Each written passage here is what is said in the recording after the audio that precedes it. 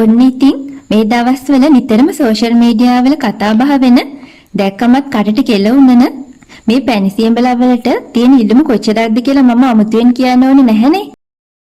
ඔයත් එක දවසක හරි දැකලා අරගන්න හිතුව නේද? හරි.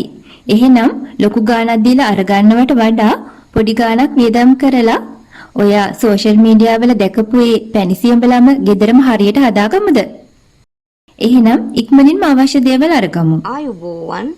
ඔයාව සාදරයෙන් පිළිගන්නවා YouTube හි අපේ කුස්සියට. යමුද කුස්සියට?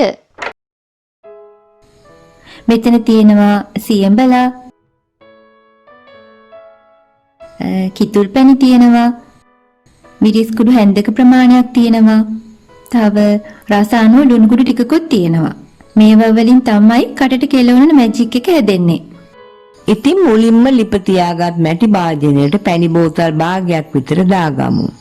කිතුල් පැණි උනත් පොල් පැණි උනත් ප්‍රශ්නයක් නැහැ.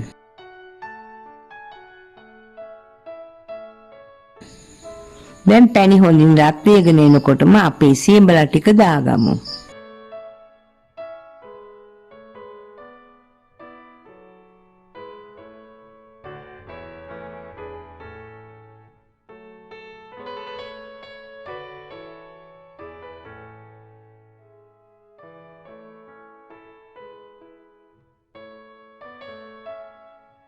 මේ පැණි බෝතල් භාගික ප්‍රමාණයට අපි කඩෙන් ගත්ත පිරිසුදු සියඹලා ගුලි 3ක විතර ප්‍රමාණයක් එකතු කරලායි තියෙන්නේ.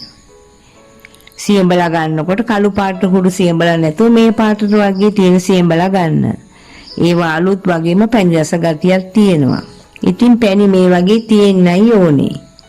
හිඳීගෙන එනකොට මගේ අපි මිරිස් කුට්ටිකුත් දාගමු. නොදැම්මක් කමන්නේ. ඒත් හරි ක්‍රමෙන් නම් මිරිස් කුට්ටිකුත් එකතු කරන්නයි ඕනේ. මේම ටිකක් දිය කරමු. දැන් ලුණු කුඩු ටිකකුත් පදමට දාගමු. මේ වගේ කලවම් කරලා පැණි ටික හිඳෙන්න තියාගමු.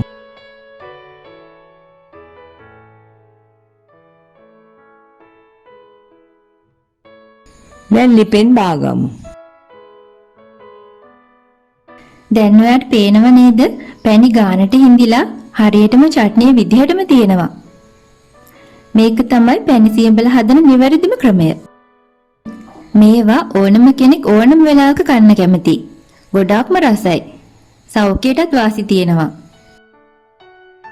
ඉතින් දහස් ගානක වියදමක් දරලා ගෙන්න ගන්නවටත් වඩා රුපියල් 500කටත් අඩු මුදලකින් හදලා රස වටහා ගන්න.